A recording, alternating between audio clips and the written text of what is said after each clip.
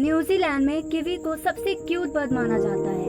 ये उड़ नहीं सकते और ना ही ये भाग सकते हैं, लेकिन इनका सेंस ऑफ स्मेल बहुत बहुत बहुत अच्छा होता है। जी हाँ, ये दिन के समय ब्लाइंड होते हैं। इसका मतलब कि ये दिन में नहीं देख सकते, इसलिए ये अपना सारा काम अपने नाक से ही करते हैं। यहाँ तक कि अपना ये खाना भी नाक से ही ढूंढते हैं। अगर आपको ये बात जान के अच्छा लगा तो हमारी वीडियो को प्लीज़ लाइक करें और हमारे चैनल को सब्सक्राइब करना ना भूलें। Thank you, bye bye.